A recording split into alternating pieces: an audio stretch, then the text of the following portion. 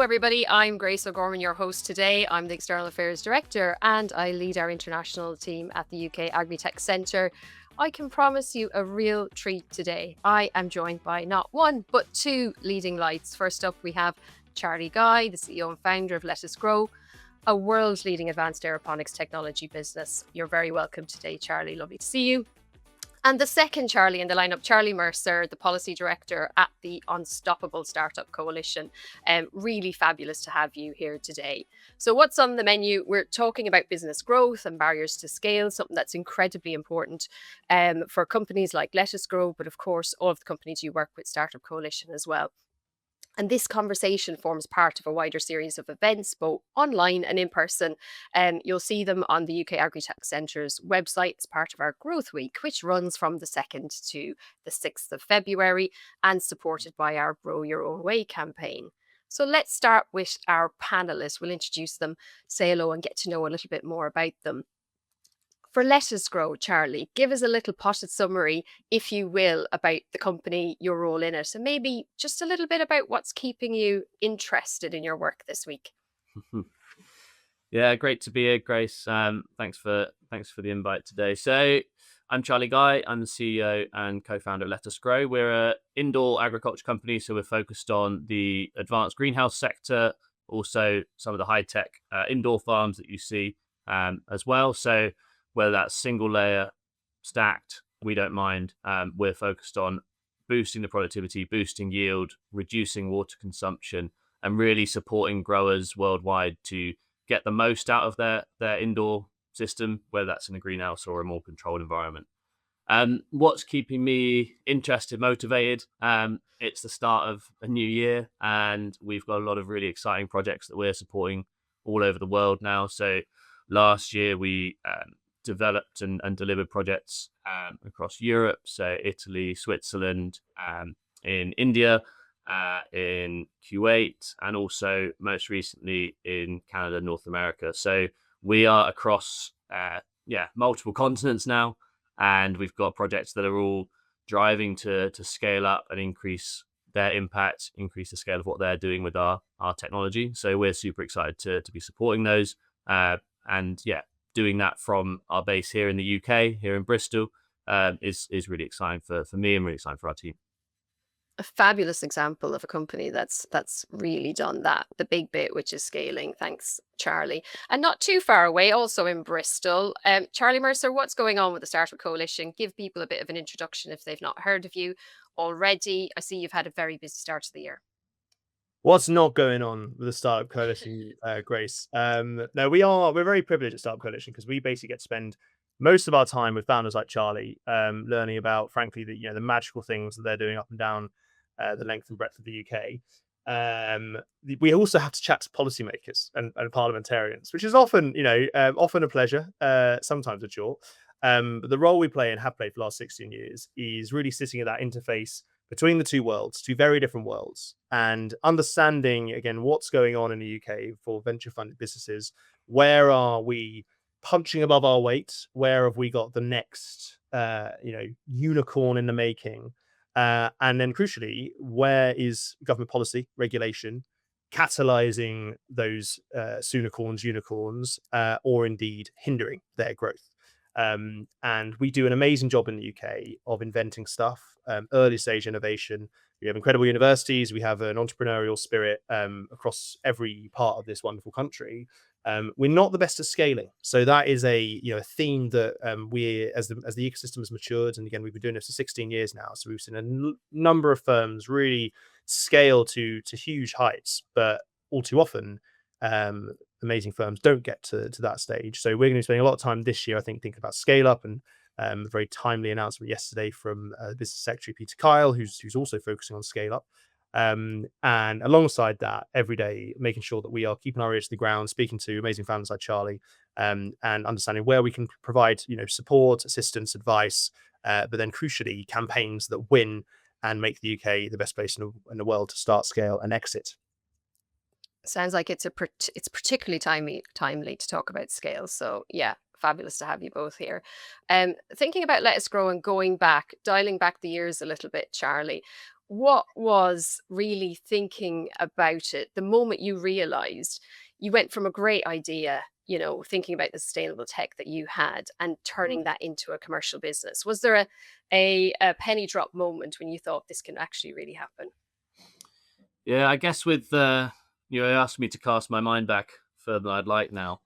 We actually founded the business 10 years ago, so it's been a decade of developing the core technology that sits at the heart of what we do. And for those that don't know what we do, which maybe a lot of people listening, we've developed a new way of growing plants in controlled environments using aeroponics. So this is an advancement on hydroponics, which is ubiquitous across a lot of fresh produce production in greenhouses. In hydroponics, it's lots of different ways of growing, where you aren't growing in soil, but you're feeding plant roots directly, and the roots are growing into a media. In aeroponics, what we do is we massively increase the oxygen available to the roots for plants by the roots actually growing hanging in air and in a mist, and we feed them with their nutrition via that mist. And what we've seen through that, and this is the sort of a bit of an aha moment that we had, a bit of a penny drop and a real exciting specific moment I remember is when the first grower that we were working with locally saw their first crop come off of our technology. And this is when it was not in any way a mature technology. This was very early days, and this was a small scale hydroponic grower, and you did side by side tests with our technology, which was in no way optimized at this point. And the crop was just twice as big in our system to the system next to it, the hydroponics. And I remember one of the early team members at the time calling me and just hearing the excitement down the phone from the grower he was with, and seeing the different, the leaves were twice as big. And it wasn't very scientific at this point, but it was very much okay, we're on to something here. This isn't just, there's been a lot of literature, a lot of R&D around aeroponics over the years. It was first developed by NASA back in the 80s. But it's never been commercialized. And that's where we set ourselves the challenge of, okay, can we take this from being a technology which has been stuck in the lab and turn it into an industrialized, commercially relevant technology that we can help growers with all over the world? So, Charlie, does that sound like proving the tech bit, which sounds fabulous? I can imagine that light bulb moment was somewhat easier than this economics, proving the case of it, which is always a much more gnarly issue to get into. Which do you think Yeah, I is the guess bigger headache? I guess that point for me wasn't proving the tech. That was anecdotal, this has worked in this particular instance. And the actual burden of proof that growers, farmers need to then, implement something on a multi-million-pound project, where it is the core of the project, is quite different. And that's the piece that we've done a lot more work with in the years since that initial sort of aha and excitement moment. And we've been through a number of different ways of doing that. We've worked with world leading organizations in the Netherlands, first here in the UK as well, with places like Harper Adams and the John Innes Centre. And then to get, everyone globally knows that most greenhouse technology and most of the big project companies are based in the Netherlands. So we took what we were doing over there and were met with a lot of skepticism, because hydroponics is, the way, the only way. So bringing a new way of growing that hadn't come out of Dutch growers or Dutch academia was definitely met with some skepticism. So we had to prove it out there in a very academic way before going to commercial growers there. And we've now got 3, soon to be 4 projects in Holland. But it took that academic proof to come before moving on to commercial growers. So yeah, I guess they do go hand in hand, this sort of scientific proof and the commercial proof. And often the challenge for a business within agriculture, horticulture, is seasonality. And that's where, getting the repeats in, getting the amount of data and proof, whether that's scientific data or whether that is commercial economic data, it can just take longer than other sectors and other businesses, because you need that full season of data at a certain scale for a certain crop in certain conditions. And that's actually where, for us, a business, we used the control that you get in a vertical farm to accelerate those processes, to accelerate the testing. And that's for us, and in many ways, why we've seen a lot of that R&D happen in more controlled environments, to do the scientific bit faster, but then you run into the economic proof bit. I think we'll come on to that later. Yeah, it's almost like two tracks, but you found one way to control it a little bit and to drive it forward, but at the same time, trying to work out how to accelerate one of them, but you still got to be doing both at the same time. And maybe that's one of the big lessons I was going to ask you at the end, in terms of keeping that show on the road. But just pinging back to the policy environment. So whilst Charlie's busy running a company, scaling it, growing it, getting, having the tech working in the real world, convincing audiences in the Netherlands that it really works, back home, we're sat in this policy environment, which is very real, tangible impacts on UK businesses, whether we like to think about it or not. So Charlie, you've seen the good, the bad, and the ugly with policy and regulation, potentially slowing down innovation. Are there any examples you can think of where actually things are really holding us back, or other examples where you think right now we're going to take leaps forward, things have changed, and we're going to step forward into a bright new tech positive innovation ecosystem in the UK? Yeah, so I think I will go, your framing there of good, bad, and ugly, I think is really helpful, not least because actually all too often, particularly in my job, you kind of skip over the good, right? The government is never good enough. That is literally my job. If they announce something, well, what's next then? Fantastic. But actually, we are the third biggest startup ecosystem in the world, and that doesn't happen by accident. And it also doesn't happen just with the government doing nothing at all. So over the last 20 years, we have seen successive governments of different stripes actually lay the foundations for entrepreneurs to succeed in the UK. The reality is we're never going to be the US, we're never going to be China, and as a consequence, we're actually doing a pretty good job then, because we are literally top of the best of the rest. So everything from the foundations being sown with foundational investment incentives under the Tony Blair administration, that the coalition then expanded. We now have things like SEIS, EIS, which are means for early stage entrepreneurs to attract funding, R&D tax credits, which when they work can be really useful for firms and founders to get a little bit of a discount on a tax bill if they're doing amazing things. And if they work, is probably doing a lot of lifting there. And actually, right now, just as a very topical thing to reference, is that Treasury is currently consulting on tax incentives for entrepreneurs, and they are, the way that's been framed to us is not, they're not looking to necessarily cut back. Of course, there's always, when questions are asked, we've got to be careful that it's the answers the ones we're after, but ultimately, that's they want to be thinking about what more they could do, right? Where are these incentives not optimal? Where are they, not working for certain types of technologies? And also, now that the ecosystem has scaled, is there a need to refresh some of those foundational investment incentives? And that's this Labour government, right? So we do have real cross-party support for the concept of these firms. I think what we have definitely seen is, as there's the startup ecosystem and scale-up ecosystem in the UK has matured, and also we've moved towards more hardware firms and kind of to orient the conversation in the specific sector that we're here to talk about. There are different levers that need to be pulled by governments. And it is also not the case that the conventional equity funding model that is widespread across, across this world, and that originated in Silicon Valley and then came to Silicon Roundabout in Shoreditch and now has proliferated across the planet. It's not necessarily the case that same economic model can scale the sorts of firms that that Charlie is building.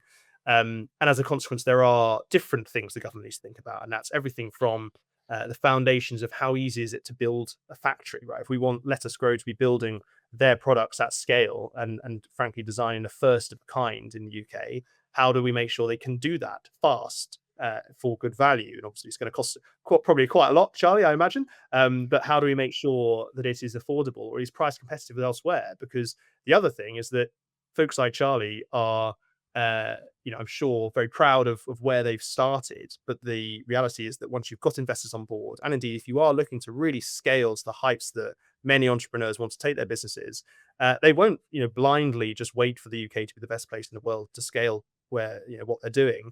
And we know that because we are best of the rest, right, that we have some very jealous eyes looking at us from across the world and emulating the policy success we've had. So, France now has a similar sort of tax incentive scheme to us in EIS, looks like EIS and SEIS. We know that the Middle East is looking at our climate tech ecosystem really keenly, because they are thinking about future-proofing their economies and being the home of the next generation of energy technologies, but beyond as well. Singapore as well, it thinks really interestingly about the food system, because they have to. So there are other motivations that other countries are have that maybe inject an urgency that we don't have, because we have these amazing firms, and we can't be complacent about the fact that they will be here forever. And again, well, my job is not necessarily to say, Charlie, this is what you should do. Far from it. Charlie should do what he's got to do. I am interested in making sure that the government lays the foundations for that to be a really compelling choice. And it isn't the case that once firms reach a certain stage, automatically they're flipping to Delaware, or they're scampering off across the channel to Macron, right? It's not hard to get there. So, there's a real urgency that the government needs to think innovatively about these policies and not take these firms for granted. It sounds like lots of things to be really encouraged by, building on years and years of work and this real enthusiasm for pulling all sorts of levers and realizing there's more to it than just that investment finance piece. There's very practical realities to it. And I love the idea of creating, I suppose, a really I guess, encouraging environment for companies when they do start to grow and scale, that they can stay in the UK should they wish to do that. So I think that's fabulous. From Let Us Grow's perspective, does that resonate with your experience in terms of some of those barriers and challenges that you've had? Do they sit more in that sort of funding finance pot, or regulation or policy, or is it just access to talent, some of the bricks and mortar stuff, some of the practical elements? What big buckets would you have in terms of what the big challenges were for you, Charlie? Where have the biggest challenges been? I mean, there's been a lot of hurdles along the way. We've been through quite an interesting time to be building a business, especially within our sector. Anyone that's followed the sort of big boom and bust of vertical farming, especially, which is a subsector of what we do and what we're involved in, will know that that's not been an easy ride. So if we talk about funding, we've gone from there being a lot of money pumped into the sector when we were starting out to it being, very much a bit of a, sector to avoid at the moment in terms of the vertical sector, with a lot of restructuring, different types of finance coming in, like Charlie said, from those typical sort of VC investors. So funding has been an interesting one. I could talk for hours about that journey in itself and what's been good and bad. I would say from a policy perspective, EIS is it has a phenomenal impact on UK businesses that are working in often university spin out sectors, or people that have businesses that are building from a real core sort of IP base like we were. EIS is a phenomenal tool for I guess encouraging investment into those higher risk areas. It really does encourage that with a certain type of investor and people with a certain wealth in the UK. It's a really fantastic mechanism for businesses. I don't know how I expect our sector. Charlie might have some facts on this. I expect the sector to be a lot smaller without EIS in terms of the investment into early stage businesses in the UK. From a regulatory point of view, we're not too held back. The main thing for us really and historically has been how products in the UK might be differentiated on the shelf. We've only really got one, because everything is consolidated under the supermarkets generally in UK sort of fresh produce. There's not too many distinguishers on value of product, quality of product. Obviously everyone's got their different ranges, taste the difference, etc. But the other one is organic. Like, organic commands a 20% on average premium. So if you're producing a better crop in the UK using methods that aren't organic, or using other methods that don't fit in the organic bucket but are good in terms of water usage, no pesticides, grown locally, all these other very positive things from a sustainability perspective, there's no real way of differentiating. So that remains a barrier for growers, I think, in the UK. You're either organic or you're not. and therefore, yeah, there's not too many different ways of differentiating on a price perspective when you're actually growing a better quality product or a more sustainable product or a product that is better in X other ways. Talent wise, I mean, the UK is fantastic. Where we are in Bristol, brilliant. We have not struggled from that perspective, especially on more of the sort of technical roles. We, as I mentioned, a lot of our strategy is about partnering with firms globally, whether they're Dutch or in the US or global project firms. And that, I guess, is the piece that I'd love it if we could have found those firms in the UK.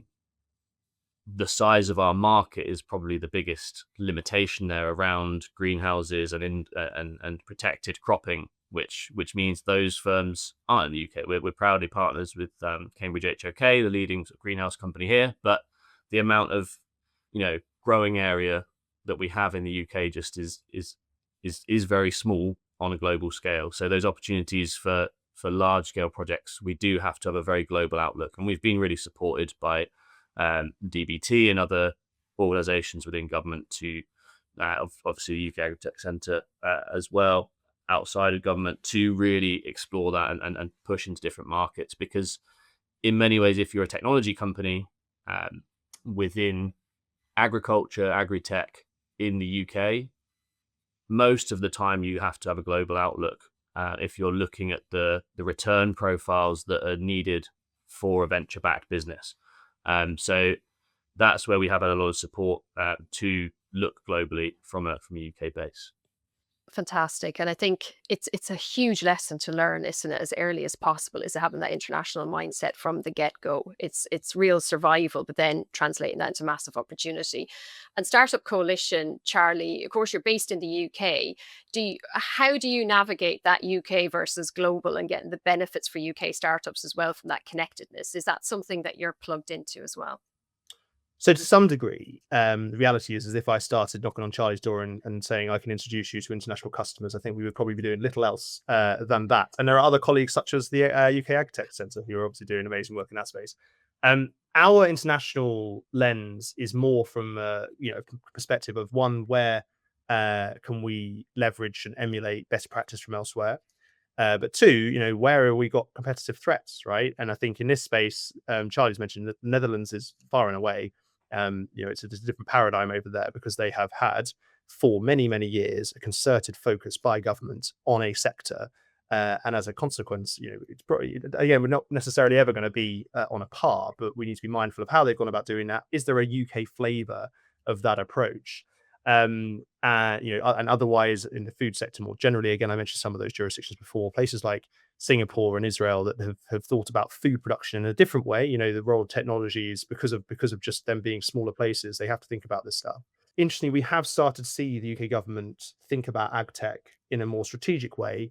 So, and I should maybe have mentioned this before. So in terms of where we are, right, with this sector in general, agri-tech was identified by the UK government last year as one of 6 frontier industries within advanced manufacturing, which was a part of its industrial strategy. So we have a Labour government that does want to be more hands-on with steering the ship, not necessarily picking winning firms, but picking winning sectors and doubling down on those.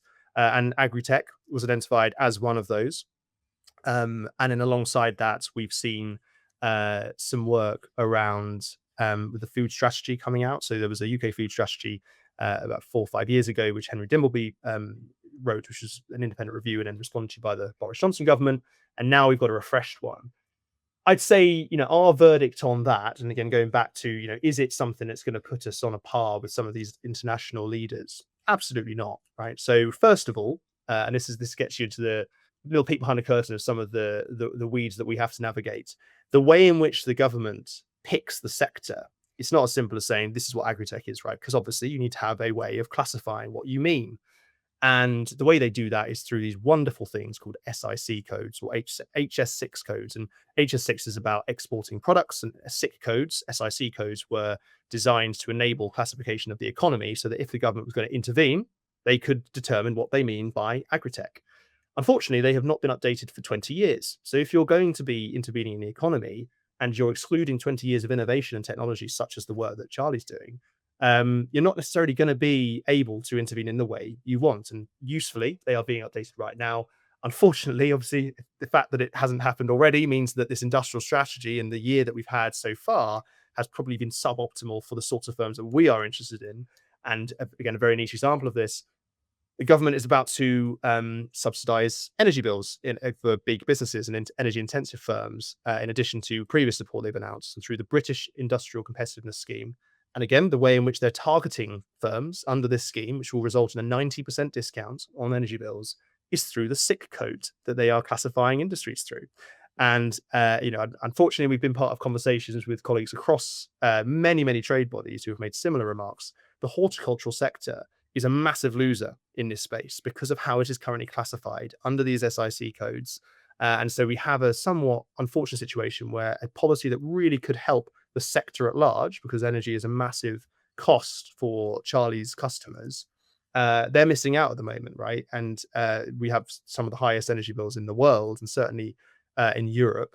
And this was an effort in the short term, because obviously the answer is actually we should have cheaper energy bills for everyone. But in the short term, targeting specific sectors identified in the industrial strategy. But unfortunately, because of how that policy is then being implemented and the tools at the disposal of the government, you're seeing a sector being left out accidentally because it was in their industrial strategy that this is a priority to support. So there's something about serious coordination, isn't there? So we're all pedaling hard in the right direction. And Charlie, LettUs Grow, is that a major thing? Would that kind of intervention just really move the dial in terms of your buyers and what might encourage them to get on board and take it forward? So kind of an energy being potentially an Achilles heel, thinking about the wider vertical farming sector. It's absolutely huge. You cannot underestimate the impact that being on the right side of that policy would make for our customers, to be able to do things that are more innovative, or to invest in expansion, or to improve how they're doing things, and to in many ways make their businesses financially sustainable, alongside the fantastic work that growers in the UK already do to create fantastic produce for us to eat. So it is a real sticking point right now. My background is renewable energy, and it's such a last year I was so encouraged to see agri-tech under the frontier industries, but then there's been a number of missteps like this one that Charlie mentions that have meant it's a bit of a there in words but no action behind it. We've had it in other funding calls where it's been talked about that agri-tech fits in, but then the people that are running those calls sadly don't have any of the expertise. They're all based in renewable energy or other energy storage or energy intensive industry, like manufacturing industries, like metals and that sort of stuff. So it just means that there's a real missed opportunity, as I see it, to support the UK sector. From an energy perspective, our view is that greenhouses fit perfectly with the future view of the energy system that the UK government is trying to create, and to be a leader in renewable energy. We are a leader in renewable energy in terms of our production, and seeing the biggest allocation for renewables in the most recent contracts going out just a few weeks ago means that we are, we're almost on track for our 2030 targets, which is something to be proud of here in the UK. The thing that is limiting the rollout of renewables is the grid. By putting energy assets that serve the interests of our country, aka food production, on that grid alongside the increase in production, it helps. It doesn't hinder. It really helps, especially when you can use things like a greenhouse where a lot of the energy load is heating or lighting. If you can electrify that with renewables and use that flexibly, that really supports the rollout of renewables. So what we want to see, and what we've been talking about for a long time, is much more joined up thinking around food production, which ultimately, if you boil it down to its bare bones, is a form of energy production, and the renewable energy production, which is ever more so part of UK farmers' mix for how they can run sustainable businesses and steward the land in a responsible way. So we really want to see these things joined up in a way that means we don't run into these almost, the way Charlie laid it out, it's almost a comical hurdle, isn't it? Which obviously it's not for the growers that are and our customers that are impacted by this, but when you lay it out as clearly as Charlie just did, it's so frustrating to see.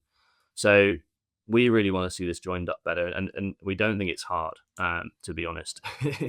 But then Charlie knows more of the ins and outs and the nuts and bolts of what's actually needed on a policy side to make it happen. So, Charlie, how hard is it to make lettuce growers' dreams come true? It depends, right? And if thinking back to the successes we've had, again, we've been doing this for a little while now. People matter. So getting the right colleagues in the right place, equipped with the right evidence and the right backing from industry as well, we can move the dial. And I've spoken to some excellent, and obviously in the current era we're in, it's somewhat controversial to say excellent civil servants, but there are excellent civil servants really being very entrepreneurial behind the scenes to crack on with, for example, the issue that I spoke about. Right, they are aware of it. They're not head in the sand. They get that this is something they need to work out. Political direction and political championing is something that we also do need as well, though, because there's only so much civil service can do on their own, because that's their role. And I think I would say that we would like to see probably a little bit more from the government in putting again the policy detail and the pace behind their aspirations. They talk plenty about food security. They talk plenty about the scale up opportunity. They talk plenty about how expensive energy is. I think, to give the government some credit, we have seen, and Charlie mentioned the recent contracts. We are seeing significant investment in generation, absolutely. But he's also absolutely spot on that the network cost is what isn't going to hold that up. And with curtailment of wind energy alone potentially reaching 8 billion by 2030, that is a suboptimal outcome. I think we can all say that. And actually, it's not just yes, greenhouses are a really good option, but we have a government that wants to increase our domestic compute capacity by 20x. We have batteries. We've got amazing firms like Zenobē rolling out some of the biggest battery plants in the world in Scotland. So joined up thinking, as you said, Grace, an ambitious industrial strategy that meaningfully works out what role the government can play in co-location. And again, we should also increasingly look for a world in which you have real decentralization of the energy sector. We probably would say that the zonal pricing conversation last year was a missing opportunity, because that would have injected a bit of efficiency. But it's the fact that the government is still going to be reforming the national pricing of energy is a good thing, because you can start to see those locational markers implied in the energy bill. So they won't be explicitly zonal pricing, but you could also see at a distribution level some, the market being reflected. It should be cheaper to consume energy where it is being produced. We should be aspiring towards that outcome. And there are ways the government can do that, regardless of the REMA outcome last year. Beyond that, I think there's a whole bunch of other ways in which we think the government can have an outsized impact relatively quickly, and we're constantly looking for these. Right, we operate to the same timelines that Charlie and Jack do at LettUs Grow. So we anticipate that us setting out a stall that takes years to deliver is not helpful for LettUs Grow. We need to be cracking on right now, pulling levers that the government has available to them right now. And to that end, in our food strategy response, submitted first half of last year before it was published, we were talking about a variety of really innovative things, we thought, but also quite short-term things, and this is going beyond horticulture, but expanding some of the Civil Aviation Authority's trials around beyond visual line of sight for drones. We should be looking for more autonomous robotics in farming as well, and also, and critically, putting farmers and food producers at the heart of this strategy. The ADOPT program is a very good program, and we see that all across the world. I was speaking to a colleague who had just come back from Australia recently and seen that farmer-driven innovation is the most sustainable in the kind of long term, but potentially in the green side as well, an economical form of innovation. So empowering farmers to make decisions that are in their economic self-interest, equipped with the most up-to-date novel technologies, is what the government should be aspiring to do. And that doesn't necessarily mean that they are spending a huge amount more than they are right now. It is a case of empowering the people who know what's going on, with the best technologies, and then you will have hopefully this flywheel where we'll start to see these startups becoming scale-ups, getting access to customers, and crucially, supporting our food security across the UK. Fantastic, Charlie. I was going to ask you for a vision for 10 years' time, but you've already answered it. That fabulously laid out, very interconnected, harmoniously there. But I think as well, we've got all of the ingredients, we've got the impetus, we've got the ability to do this. It's that probably hard graft on the ground of coordination and joining things up and working together quite collaboratively. Does that resonate for you as well at Let Us Grow, Charlie? Yeah, absolutely. I was with a farmer just last week who is actually putting a lot of this into practice bit by bit. This co-location piece that Charlie mentioned just now of bringing together renewable energy generation, food production, waste disposal, water treatment, heat management and heat networks, packaging, distribution, all on one site. And it is really, really hard to do that in one go. It's it takes a long time to put those pieces of the puzzle together, and you have to do it one by one if you're doing it alone without a more coordinated strategy to support this. And it was really inspiring to see, this farmer doing that here in the UK bit by bit, and the progress they're making with just driven by the level of ambition was really fantastic to see.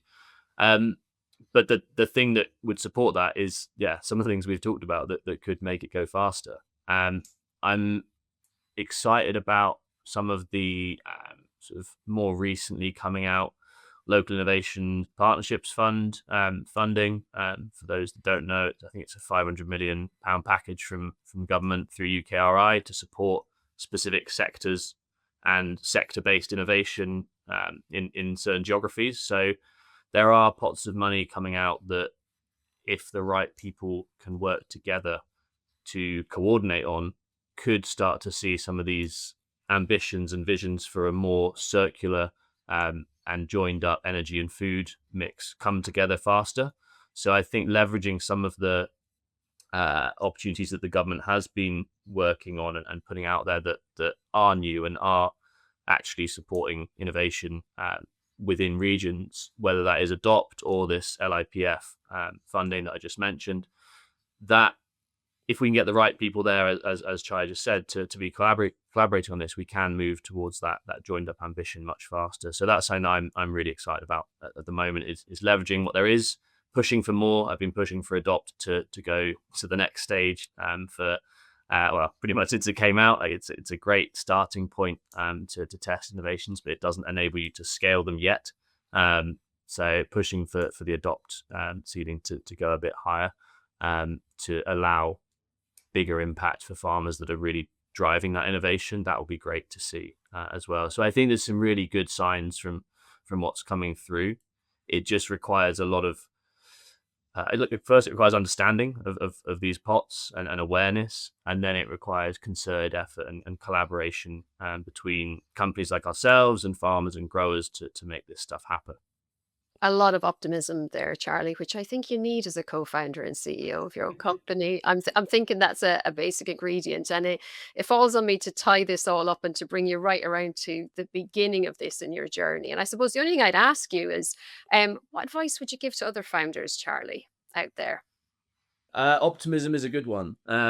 It's definitely hard sometimes to keep that optimism. As I say, we've been going for 10 years now, and a lot of that optimism comes through, as I just sort of gave an example of, meeting other people that you can bounce off of and grow that optimism together, and make sure you can, push above the noise and the things that are often trying to beat that optimism down around you. So that connection with others that share your ambition, share your vision, is really important, because that keeps you, when times are harder, keeps you focused on really having that impact at scale, which I think is what a lot of founders want, and why a lot of founders start businesses, because they want to do something that leaves the world in a better place than they found it.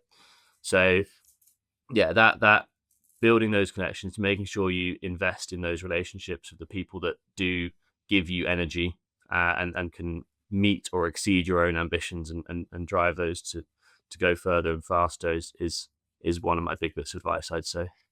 Fantastic. And we've been really privileged to be part of your journey as well, Charlie, watching you grow. And it's been fantastic and a brilliant example of what it takes to go internationally and to work collaboratively and connect all parts of the ecosystem. That's been fantastic for us. Charlie from Startup Coalition, I'll give you the final word in terms of, I said right at the beginning, you've had a really busy start to the year. How can people find out more about what you're doing? Are you on a roadshow? Are you doing events? Is there any fantastic consultations people can get involved in? Now's your time to plug. So almost like, Grace, you know exactly what we're up to. So yes, we are relentless in our outputs, because that is what founders demand, and they're relentless. We have to be relentless too. So I mentioned earlier the government's currently consulting on foundational incentives for investors, and depending on when this comes out, that may well still be open because we've got until the end of February. Any views from founders who listen to this, get in touch through LinkedIn, through our website. Would love to hear them, particularly if you are from the horticultural sector, where the needs and wants will probably be a little bit different to some of the B2B SaaS firms that all too often flood our inboxes. Beyond and as part of that, we're going up and down the UK. I'm actually popping down to Engine Shed, just down the road from me in Bristol, after this to chat to a few founders there. And we're going to, I think the last count was 17 cities across the UK, including all 4 nations. That's the goal over the next 4 weeks. Beyond that, any policy or regulation that founders listen to this, investors listen to this, encounter that they think is holding back the growth of this wonderful sector, get in touch. Right, policy is plastic. So long as you have evidence, so long as you have a good narrative, and you have folks who authentically speak to why it's a good thing to change a policy, it can be done. It's hard. It requires really staying the course, and it can take a long time. And I mentioned just before we came online today, the Warm Homes Plan was published in the UK today, and there's hopefully something in there. We're just waiting for the final plan that we've been fighting for 4 years. Right, it takes time, but the best time to be engaging with this sort of thing is now, if you haven't done already. So please do get in touch. Great note of optimism. And it leaves me then just to sincerely thank both of you. You've been really generous, not only with your time, but your thoughts, your experiences. That's not only fantastic for me to hear, but for our listeners. I hope you've had some insights today and it's piqued your interest. Of course, you can find out more about what the UK Agri-Tech Centre does on our website, ukagritechcentre.com, and our social channels. Bye for now. Take care, everybody. Cheers. Thanks, everyone.